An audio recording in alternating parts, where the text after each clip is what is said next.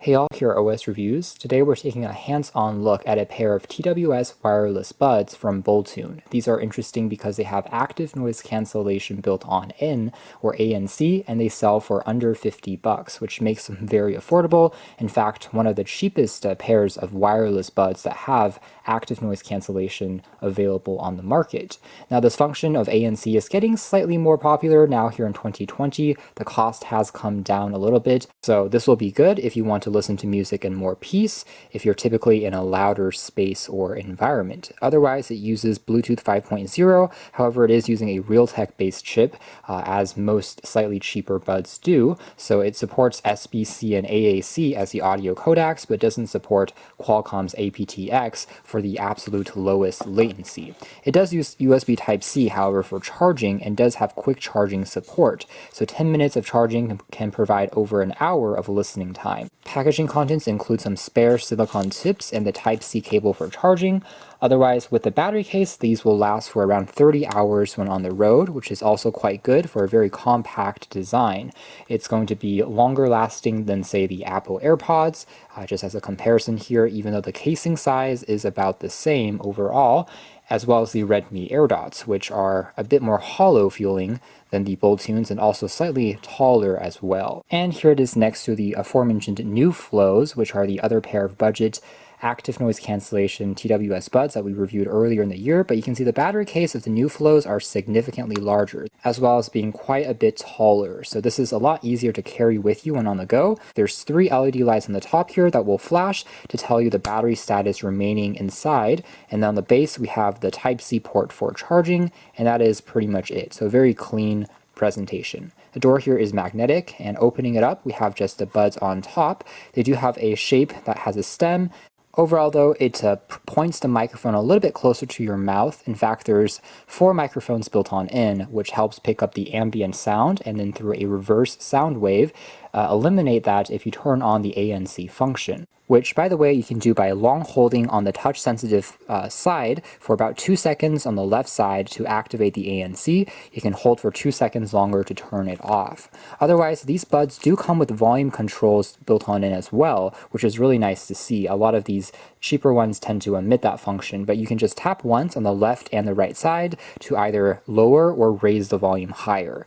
Other controls like double tap correspond to play pause, as well as skip track and answer and reject phone call commands. There's actually a pretty angular shape in terms of the stem portion, which is slightly more unique looking, I think, compared to some of the other TWS cheaper buds, which are slightly closer to looking like AirPods. This, at least, I think has some distinguishing elements which make it look pretty cool.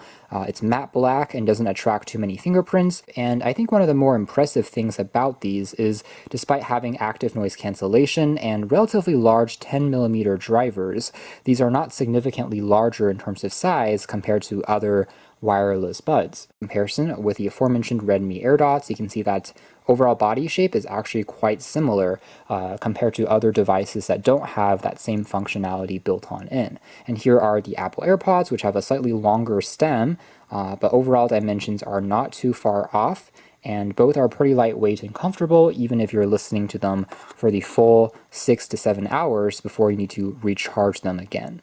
Now, with active noise cancellation turned on, the battery life does reduce a bit. It drops to around 4.5 to 5 hours in my testing. So if you want the longest listening time per charge, you can leave that function off. But if you're at, say, an airport, or if you're in the office and you want to eliminate the background hum of a fan, of an air conditioner, you can turn it on, and it's decently effective. The manufacturer claims that it reduces noises up to 28 decibels, which is roughly equivalent to 80% background noise reduction. As far as small TWS buds are concerned, it definitely works, and you can definitely hear a difference when you turn it on, although it's not going to be to the same extent as larger over-ear style active noise cancelling headphones, such as Bose's Quiet Comfort line, as an example. But for something so small, comparing it with devices like the AirPod Pros, for example, the aforementioned new Flows, other ones with ANC, it actually is quite competitive. The engine sounds will be repressed, as well as the wind sounds, so you can listen to the music without turning it as high, which is great. As aforementioned, they have 10mm drivers,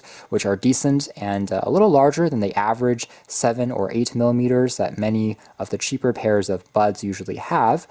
These do have a decent amount of bass to them, especially if you're listening to EDM, anything with a punch in terms of the drum, you can definitely feel it as it kicks in. At the same time though, it doesn't distract or overpower the mids or trebles, which do still sound quite clean, with little traces of distortion or static.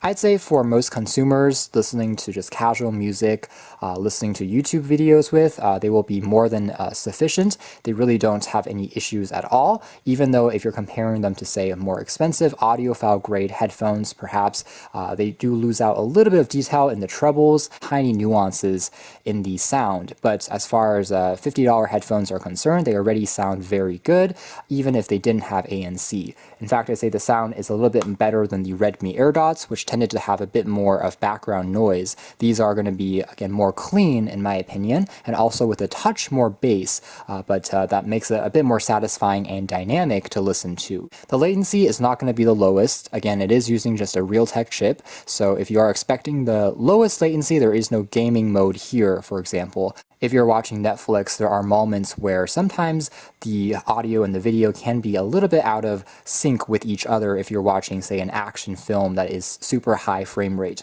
However, for just casual YouTube videos, it still does a pretty good job overall, and at least the left and right sides remain connected very nicely. Even if you're walking around, it stayed nicely connected to my mobile device. So the connection itself, no real problems in terms of getting disconnected, although the latency is only about average as far as wireless buds are concerned. So that's more or less it as far as our hands-on review of the Boltune active noise cancelling wireless earbuds. If you are someone that's really interested in having that noise cancellation, helping you listen to music or rest in comfort, then this will be a good pair to take a closer look at. Thanks for watching here at OS Reviews. That's been the Boltune Active Noise Cancelling Wireless Buds.